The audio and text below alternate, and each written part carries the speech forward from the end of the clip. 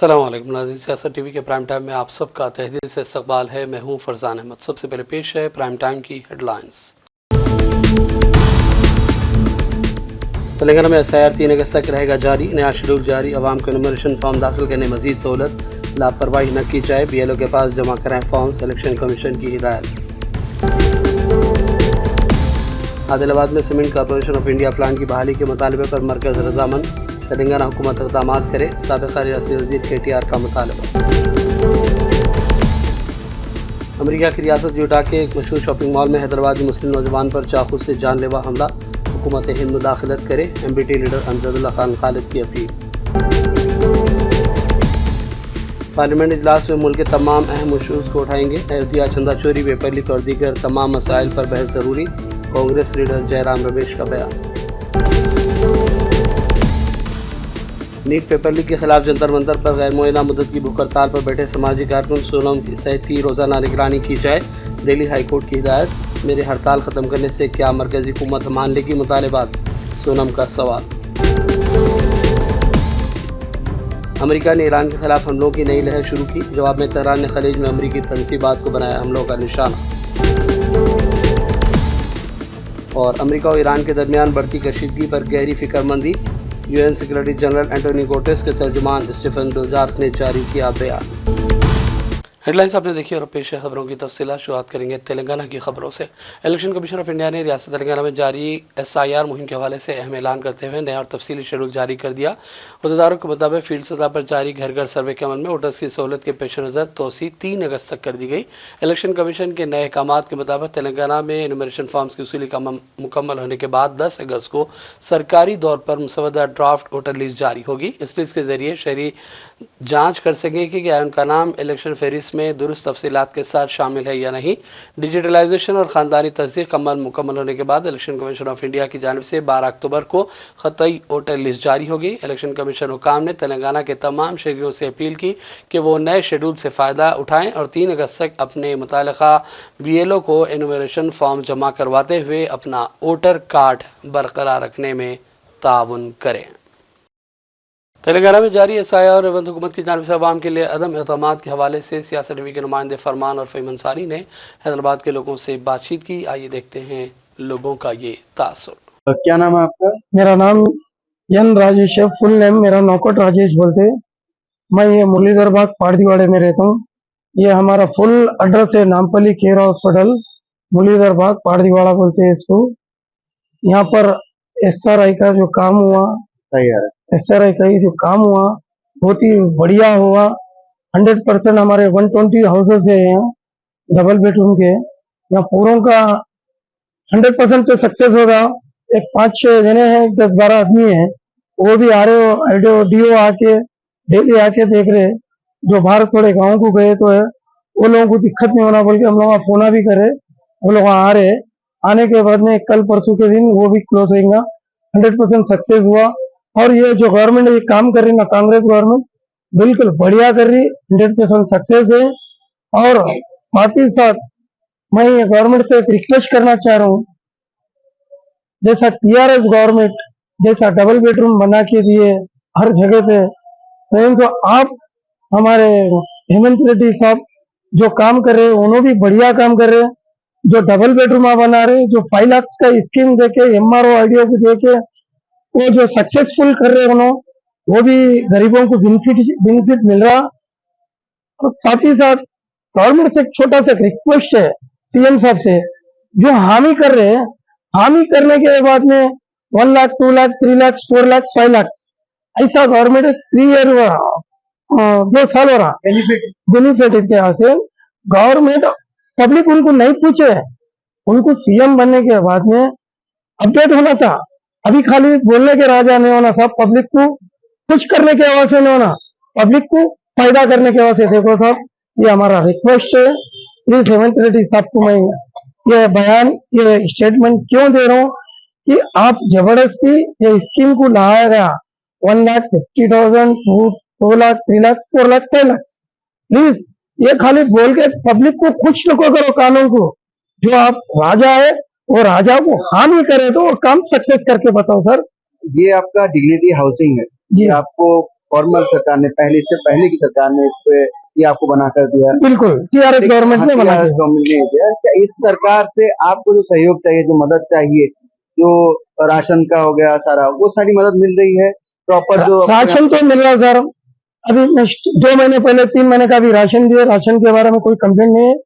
100% door to door जिसका ration card बना हुआ है वो राशन मिल रहा, और जिसका राशन का ऑनलाइन तो कॉपी में थे। ये गवर्नमेंट के एक काम अच्छा हुआ, बढ़िया काम, जो राशन कार्ड जो डोर टू डोर मिला, इसके बाद से ये गवर्नमेंट ये अच्छा। टीआरएस गवर्नमेंट पिछले 10 साल से राशन कार्ड का तो खोले नहीं थे, हेमंत रेड्डी सर आए, ये ऑनलाइन खोले, सभी गरीबों को राशन कार्ड भी मिला।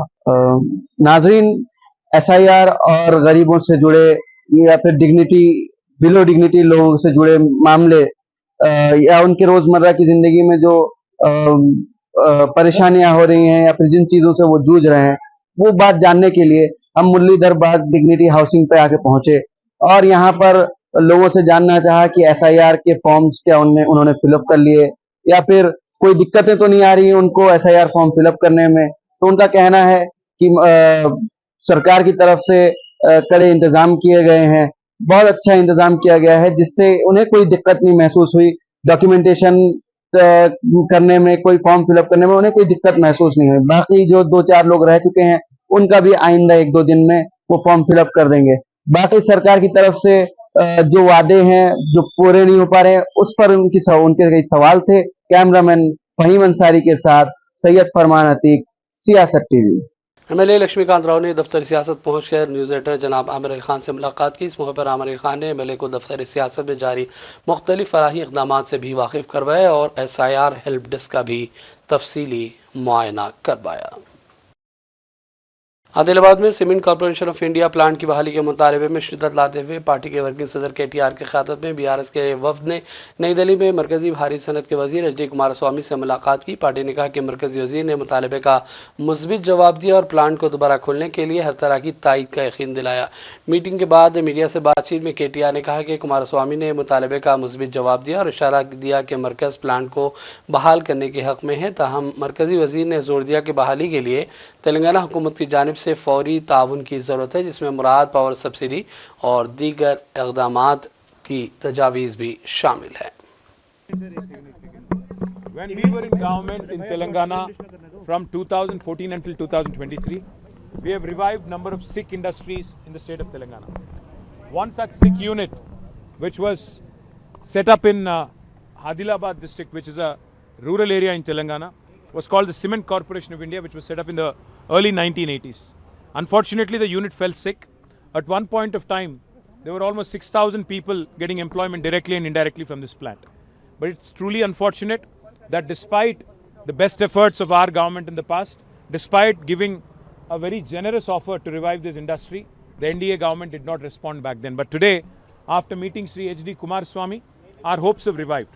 The Honorable Minister has said categorically that if the state government is willing to come forward, extend the mining lease by 50 years unconditionally, and more importantly also support by way of capital subsidy, power subsidy, and maybe some exemptions that are typically given to an industry in rural areas, this plant can be revived.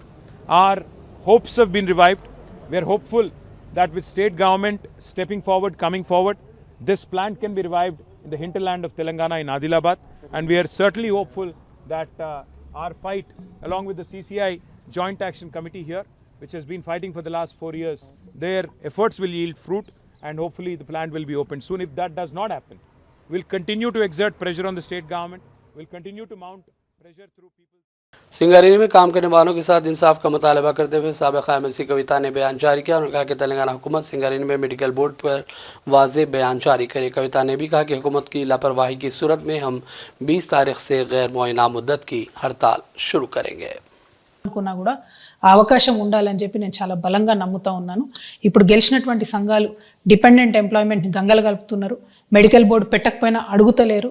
మేము ఎప్పుడైతే తెలంగాణ రక్షణ సేన నుండి బాయిబాట బట్టి పోయినామో HMS ఆధ్వర్యంలో, ఆనాటి నుండి ప్రతి ఒక్క పార్టీ అక్కడికి వచ్చి గొడవ చేస్తుంది తప్పితే ఎవరు మెడికల్ బోర్డు గురించి అడుగుతలేరు. అందుకే నేను చాలా ఆవేదనతో సింగరేణి అన్నదమ్ములకు న్యాయం జరగాలనేటువంటి ఉద్దేశంతో ఈ నెల 20వ తారీఖు నుంచి నిరవధిక నిరాహార దీక్ష చేస్తాను నేను. ఒకవేళ మీరు మెడికల్ బోర్డు రెగ్యులర్గా పెట్టకపోతే అని నేను ఈ మేనేజ్మెంట్ని, ప్రభుత్వాన్ని డిమాండ్ చేయడం జరిగింది. ఆ తర్వాత అన్ని కూడా లీక్స్ ఇస్తూ ఉన్నారు, ఇవాళ పెడతాం రేపు పెడతాం. నేను మళ్ళీ ఒకసారి విస్పష్టంగా ప్రభుత్వానికి, మేనేజ్మెంట్కి హెచ్చరిక చేస్తూ ఉన్నా. ఒక్క నెల పెట్టి ఆపడం కాదు, ఈ నెలతో పాటు ప్రతి నెల మీరు మెడికల్ బోర్డు పెట్టండి. ఉన్న పెండింగ్ అప్లికేషన్స్ పూర్తయ్యే వరకు నెలకు 2 రోజులు పెట్టండి. ఆ తర్వాత రెగ్యులరైజ్ అయిన తర్వాత మెడికల్ బోర్డు నెలకు ఒకసారి పెట్టినా కూడా రెగ్యులర్గా ఉంటుంది. దయచేసి అన్ఫిట్ చేయాలనే ఉద్దేశంతో పెట్టండి, ఫిట్ చేయాలనే ఉద్దేశంతో కాదు, కరప్షన్ చేయాలనే ఉద్దేశంతో కాదు, పైసలు వసూలు చేయాలనే ఉద్దేశంతో కాదు. అన్ఫిట్ చేయాలి. కార్మికుడు కోరుకుంటే, ఆయన కుటుంబ సభ్యులకు ఎవరికైనా ఉద్యోగం ఇచ్చుకోవాలనుకుంటే ఇచ్చుకోవాలనే ఉద్దేశంతో పెట్టండి ప్రభుత్వం, తప్పితే కార్మికుడిని నష్టం చేద్దామని చెప్పే ఉద్దేశంతో పెట్టకండి. దయచేసి సింగరేణి యాజమాన్యానికి, రాష్ట్ర ప్రభుత్వానికి మళ్ళొకసారి నేను చెప్తా ఉన్నా, ఈ నెల 20వ తారీఖు నుండి నిరవధిక నిరాహార దీక్ష నేను చేయడం జరుగుతుంది. మీరు విస్పష్టమైనటువంటి ఆర్డర్ ఇవ్వండి, ఇవ్వకపోతే మాత్రం దీక్ష ఆగదు. కిషన్ రెడ్డి గారు నిన్న మొన్న మొత్తం ఆయన కూడా బాయిల మీద తిరుగుతున్నాడు. తాడిచెర్ల ఏదైతే తెలంగాణకి ఇచ్చిండ్రో అదేదో పెద్ద ఘనకార్యం చేసినట్టు చెప్తున్నారు. నేను కిషన్ రెడ్డి గారిని మళ్ళీ డిమాండ్ చేస్తా ఉన్నా, తాడిచెర్ల बीजेपी तेलंगाना के सदर रामचंद्र राव ने कहा कि चीफ मिनिस्टर रेवंत रेड्डी की जानिब से नए एयरपोर्टों की तामीर के हवाले से और तकमील के लिए मुकर्ररा तारीख के ऐलान के दावों पर तनकीदें की। उन्होंने कहा कि रेवंत रेड्डी के दिल्ली दौरों से उन्हें कोई एतराज़ नहीं, लेकिन गलत दावों पर अफसोस है। उन्होंने कहा कि अरसे दराज से वरंगल और दीगर एयरपोर्ट्स का मामला ज़ेर इल्तवा है और मरकज़ी हुकूमत इस सिलसिले में मुनासिब कार्रवाइयाँ कर रही है। When UPA government was there in 2011, one feasibility committee for the airports which can be converted into passenger airports was formed. That is, in rights, it was given to one company called RITES, RITES, RITES, and they gave a feasibility report. And since then, the report was in cold storage. In that report, Warangal was one of the feasible airport. And when KCR became the chief minister, he was asked to give some land so that the airport can be converted for passenger use.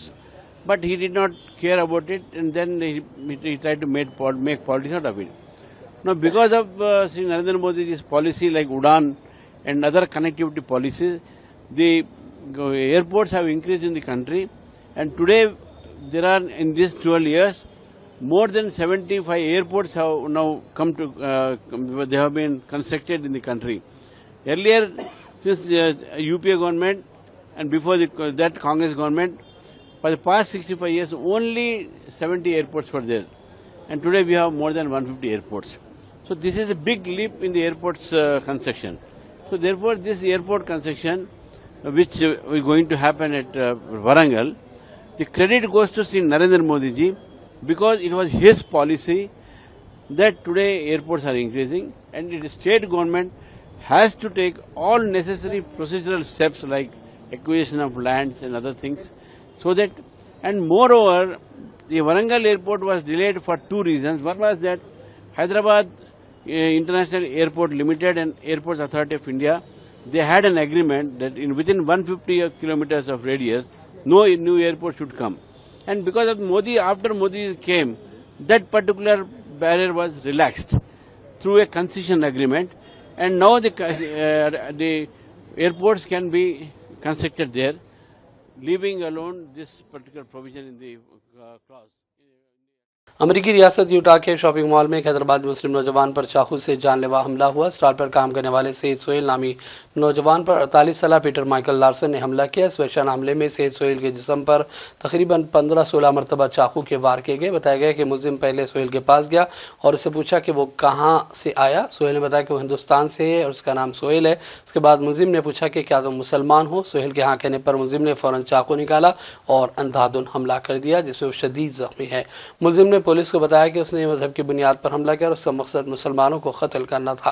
Police ने इस वाक़े को नफरत पर मबनी जुर्म करार दिया और मुलजिम के खिलाफ इक़दाम कत्ल का मुकदमा दर्ज करके उसे जेल भेजा गया। ज़रान बेटी तर्जुमान अमजदुल्ला खान खालिद से अरकान ख़ानदान ने मुलाकात की और मरकज़ी हुकूमत से मुतालबा किया कि सोहेल के रिश्तेदारों को अमरीका का वीज़ा जारी करवाने और इस नाजुक वक्त में मदद की दरख्वास्त की जाती है। एयर mall West Valley City Utah USA में तकरीबन 2.5 साल से वहाँ पर यूएसए में थे। एक बड़े शॉपिंग मॉल में इनका एक छोटा सा का किसॉक था, उसमें वहाँ पर जो है एक आदमी आकर आर यू ए मुस्लिम पूछकर उनको जो है डायरेक्टली बहुत बड़े हथियार से चाकू से उनके सीने पे वार किया और उनके हाथ पे वार किया। वो बहुत सीरियस इन कंडीशन है। वो पूरा वीडियो वायरल है, उसका जो हमला कर रहा सो वीडियो मैं भी देखा और पूरा तकरीबन यूएस के न्यूज़ एजेंसीज पे वो वीडियो वायरल है। तो उनको हॉस्पिटल में एडमिट है। तो उनकी सैयद सोहेलुद्दीन की जो वाइफ है अमरीन फिरदौस और उनको एक 5 साल का लड़का है, एक 5 साल का लड़का है और 3 साल की लड़की है। तो अमरीन फिरदौस को भी जैसा ये शॉकिंग न्यूज़ मिली, उनकी भी अचानक उन्होंने भी बेहोश हो गए और उनकी भी बहुत तबीयत ख़राब है। अब मैं जिनके घर में हूँ, ये आपका नाम अस्मा फिरदौस है, ये अमरीन फिरदौस की बहन है इन्हों। तो ये लोग भी कल न्यूज़ मिली इनको, यानी कल दिन में 2 बजे इनको न्यूज़ मिली। ये लोग भी बहुत परेशान हैं। सैयद सोहेलुद्दीन के फैमिली मेंबर्स और अमरीन फिरदौस के फैमिली मेंबर्स जो है ये लोग immediately they want to go to US. तो हमारी doctor Subrahmanyam Jaishankar minister for external affairs से गुजारिश है कि ये फैमिली मेंबर्स वहाँ पर यूएस जाने के लिए कोशिश कर रहे हैं and tomorrow they will apply for the visa. तो इनको इमरजेंसी में जो है यूएस कौंसलेट हैदराबाद से भी हमारी रिक्वेस्ट है कि बहुत नाखुशगवार वाक़या हुआ है ये, इसके लिए इनको इमरजेंसी वीज़ा देते हुए इनका इमरजेंसी वीज़ा दिए तो जल्द से जल्द ये लोग वहाँ पर जाएंगे, क्योंकि बहुत सीरियस अटैक हुआ। तो समझे माइनर इशू है समझे। देन एक 1 आवर के बाद रील्स आना स्टार्ट हो गए, वीडियोस आना स्टार्ट हो गए। it is serious condition now. He is in serious condition continuously. That person stabbed for 16 times and 16 बार हाँ 16 times stab करे वो स्वॉर्ड से। बहुत बड़ा छुरा है। हाँ वो है, आप लोग रील में वीडियोस में भी देख सकते हैं। तो he is in serious condition but अल्हम्दुलिल्लाह still medical procedure is going on. बहन से बात करें, बहन इज लाइक उन्होंने पहले फेंट हो गए जैसे सुने ये चीज एंड उन्होंने भी बीपी लो हो रहा उनका, she is really not well. So और उनके 2 बच्चे, लड़का है 5 इयर्स का, लड़की है 3 इयर्स के उन्होंने। तो she has to take care और हॉस्पिटल को देखना जाना उनको। She is unable to manage, more और हेल्थ इश्यूज भी हो रहा उनको, तो पैनिक अटैक्स आ रहा उनको। अब आपकी गवर्नमेंट ऑफ इंडिया से क्या गुजारिश है? So I request doctor Subrahmanyam Jaishankar sir to give us visa. नहीं, वो तो यूएस कॉन्सुलेट को रिक्वेस्ट कर। Yes, please kindly request US consulate and provide us visa as soon as possible, emergency visa, because someone should be there, close ones तो आप जाएंगे और आपके भाई जाना चाह रहे हैं? हमारे भाई जाना चाह रहे हैं। ये जो सैयद सोहेलुद्दीन के भी कोई रिलेटिव जाना चाह रहे हैं? हाँ, उनके भाई और लोग से भी पूछेंगे हम इंशाल्लाह। शहर हैदराबाद के इलाके सईदाबाद में वाक़ एक अक़लियती स्कूल में अक्सरियती तबके के 2nd क्लास के स्टूडेंट को मुबैना तौर पर कुरान पढ़ाने का मामला फ़िरक़ावाराना शक्ल अख्तियार कर गया। इस मसले को लेकर बीजेपी और दीगर हिंदुत्वा ग्रुप्स ने स्कूल के रूबरू एहतजाज किया। पुलिस को सूरत हाल कंट्रोल करने में मुश्किल सूरत हाल पेश आई, ताहम अब ताज़ा इत्तला के मुताबिक सूरत हाल मामूल की जानिब लौट गई है और टीचर को भी स्कूल से मुअत्तल कर दिया गया। I have come here to question the police why no FIR is preventing people to go to school. They are unnecessary. My demand is to arrest the principal who is forcibly trying the innocent minds to Telangana के गजवेल इलाके में ring road के करीब एक सड़क हादसे में chief minister Telangana Revanth Reddy के गनमैन की मौत हो गई। मुतालिका सर्कल इंस्पेक्टर रवि कुमार के मुताबिक 35 साल आर.ए. किरण, जो हैदराबाद के इंटेलिजेंस विंग में ड्यूटी पर तैनात था, कार में जा रहे थे। इस दौरान उनकी कार पंक्चर की दुकान के सामने खड़े ट्रक से पीछे से टकरा गई। कार ड्राइविंग करने वाले किरण शदीद जख्मी है और मौके पर ही उनकी मौत हो गई। वाक़े की इत्तला मिलते ही गजवेल पुलिस पहुँच गई। पोस्टमार्टम के बाद नाश अरकान ख़ानदान के हवाले भी कर दी गई। बताया गया कि किरण रेवंत रेड्डी के गनमैन थे। सड़क हादसे में पुलिस कांस्टेबल की मौत पर पुलिस ओहदेदारों और ख़ानदान में गम की लहर दौड़ गई है। और हवाई नाज़िर करेंगे चंद अहम कौमी और बैन अवी खबरों की जानिब। कांग्रेस लीडर जयराम रमेश ने कहा कि पार्लियामेंट के इजलास में हम मुल्क के अहम मसाइल को उठाएंगे, जिसमें अयोध्या, चंदा चोरी, पेपर लीक और दीगर तमाम अहम इशूज़ शामिल हैं। उन्होंने कहा कि कई मसाइल पर मोदी खामोशी अख्तियार किए हुए हैं, लेकिन कांग्रेस इन पूरे हसास मामलात पर बातचीत करना चाहती है। बहुमत लोकसभा में मिलने की कोई गुंजाइश नहीं है। हम विपक्ष पार्टियों के साथ संपर्क में हैं, राहुल जी संपर्क में हैं, हमारे कांग्रेस अध्यक्ष मल्लिकार्जुन जी खड़गे जी भी संपर्क में हैं, सभी पार्टियों से जिन्होंने 16 और 17 अप्रैल को परिसीमन विधेयक का पूरा विरोध किया था। आजकल मीडिया में बहुत खेती हो रही है, समाचार की खेती हो रही है, पर उस पर मैं गुजारिश करूंगा आप लोग विश्वास न करें। असली बात यह है कि लोकसभा में इनको 2/3 बहुमत मिलने के लिए और भी लंबा सफर करना होगा और ये मिलने की कोई गुंजाइश नहीं है। फिर भी मैं एक बात कहूं, ये 2/3 बहुमत कलंकित बहुमत होगा। 2/3 ये चाहते थे 2024 के चुनाव के समय 400 पार का नारा दिया था, जनता ने उनको ठुकराया, 240 सीटें मिली और अब 2/3 बहुमत की खोज में है। ये जनादेश का अपमान है, संविधान का अपमान है। इसके अलावा कुछ मुद्दे भी थे हमारे ओर से जो हम मुद्दे उठाएंगे। चंदा चोरी, आस्था धोखा, भगवान श्री राम मंदिर को लेकर जो खुलासे हुए हैं, रोज नई नई बातें निकल कर आ रही हैं। बीजेपी आरएसएस द्वारा जो किया गया, जो चंदा चोरी, आस्था धोखा का कांड रचा गया है अयोध्या में, वो मुद्दा जरूर हम उठाएंगे और भी विपक्ष की पार्टियां उठाएंगी। दिल्ली हाईकोर्ट ने आज हिदायत दी है कि जंतर मंतर पर गैर मुअय्यना मुद्दत की भूख हड़ताल पर बैठे सामाजिक कारकुन सोनम वांगचुक की सेहत की रोजाना की बुनियादों पर निगरानी रखी जाए और जरूरत पड़ने पर फौरी तिब्बी मदद दी जाए। मरकजी हुकूमत और दिल्ली हुकूमत की जानिब से पेश हुए सॉलिसिटर जनरल तुषार मेहता ने अदालत से कहा कि हर शहरी की जान कीमती है और सोनम वांगचुक के बाकायदा तिब्बी मुआयने पर हुकूमत को एतराज नहीं। रिपोर्ट के मुताबिक कॉकरोच जनता पार्टी गुज़िश्ता 25 दिनों से नीट इम्तिहान में मुबैना बेकायदगी के खिलाफ एहतजाज करते हुए मरकजी वज़ीर तालीम धर्मेंद्र प्रधान के इस्तीफा की मांग कर रही है। सोनम वांगचुक 28 जून को इस एहतजाज में शामिल हुए और उसी दिन से गैर मुअय्यना मुद्दत की भूख हड़ताल पर हैं, जिससे उनकी सेहत पर असरात पड़ रहे हैं। इस दौरान बयान जारी करते हुए सोनम वांगचुक ने कहा कि कई लोगों ने उनसे हड़ताल खत्म करने की अपीलें की, लेकिन क्या मरकजी हुकूमत उनके मुतालबात को तस्लीम करेगी? 18वें दिन, क्योंकि आप लोगों के हजारों संदेश आए कि मैं अनशन तोड़ दूं, कुछ खा लूं।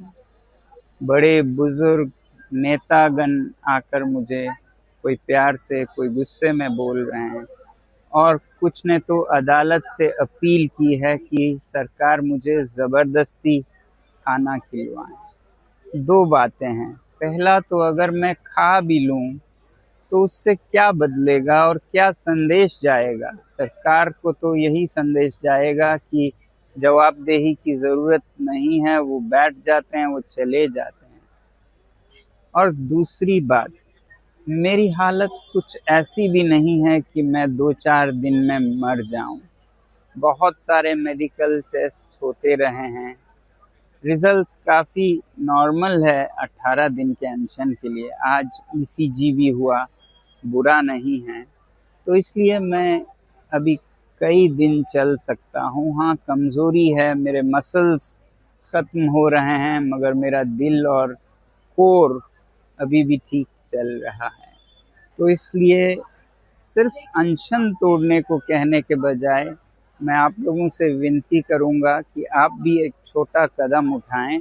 20 जुलाई को इतनी बड़ी संख्या में आएं कि एक संदेश सरकार को जाए, और मैं तो कहूँगा उस दिन सारे स्कूलों, कॉलेजों, विश्वविद्यालयों से कि वो उसे एक्सपीरियंशियल एजुकेशन का दिन मनाएं NEP के अंतर्गत, न्यू पॉलिसी ऑन एजुकेशन के अंतर्गत, क्योंकि उस दिन बच्चे अभ्यास कर पाएंगे पॉलिटिकल साइंस का एक अनोखा लेसन जो कि इतिहास का हिस्सा होगा, जिसमें वो खुद शिरकत हो पाएंगे और सीख पाएंगे कैसे लोकतंत्र चलता है जनता की ओर से भी। तो 20 जुलाई को बहुत से सांसदों के साथ आप सब आइए, हजारों की संख्या में हम सब मिलके इस मुद्दे को संसद के हवाले करेंगे, तो मुझे भी भरोसा होगा कि अब ये सही हाथों में गया है। उससे पहले भी आप कुछ कर सकते हैं, वो ये कि आप इस नंबर पर मिस कॉल देकर बता सकते हैं कि आप आ रहे हैं, और इस वेबसाइट पर अमेरिका ने कहा कि उसने ईरान के खिलाफ फिल्मों की नई लहर शुरू कर दी, जबकि ट्रंप ने तेहरान को खबरदार किया था कि वो बेहतर रवैया अख्तियार करे। अमेरिकी फ़ौज के मुताबिक आबना हरमुज़ से गुजरने वाले जहाज़ों को ख़तरे में डालने के लिए इस्तेमाल होने वाली ईरानी फ़ौजी सलाहियतों को निशाना बनाया गया। फ़ौज ने कहा कि उसने एक ऐसे जहाज़ पर फायरिंग की जो ईरान की बंदरगाहों पर आयद करदा नई बहरी नाकाबंदी की खिलाफ वर्जी करने की कोशिश में था। ये पेशरफ्त ऐसे वक्त में आई जब ईरान ने दावा किया कि उसने बहरीन और कुवैत समेत खित्ते में अमेरिकी फ़ौजी अड्डों को निशाना बनाया। दोनों ममालिक के दरमियान जंग ख़त्म करने के लिए मुआहदा हुआ, लेकिन इसके बावजूद सूरत हाल कशीदा है। ईरानी लीडर मोहम्मद बाकर गालिबाफ ने कहा कि अगर मुआहदे से ईरान को फ़ायदा है तो वो ताउन करने तैयार है। उधर दूसरी जानिब ईरानी मीडिया ने रिपोर्ट किया कि रात को अमेरिकी हमलों में सिमनान एयरपोर्ट को निशाना बनाया गया, लेकिन कोई जानी नुकसान नहीं हुआ। अमेरिकी फ़ौज ने इस दौरान ये भी दावा किया कि तेहरान पर अमेरिकी हमलों की दूसरी लहर मुकम्मल हो गई है। ईरानी पासदारान खिलाफ ने दावा किया कि उसने कुवैत में वाक़ अली सालिम एयरबेस पर मिसाइल और ड्रोन से हमले किए। ईरानी पासदारान खिलाफ के मुताबिक उसने इब्तिदाई वार्निंग रडार और अमेरिकी फ़ौजियों के जमा होने के मुकाम को निशाना बनाया, और बयान में कहा गया कि हमला ऑपरेशन नसर 2 की 68वीं लहर के दौरान किया गया है। ईरानी पासदारान ने अमेरिका पर कुवैती सरजमीन को ईरान के खिलाफ हमलों के लिए इस्तेमाल का इल्ज़ाम लगाया। कुवैती अवाम से मुतालबा किया कि वह मुल्क से अमेरिकी फ़ौज के तख्लीए का मुतालबा करें।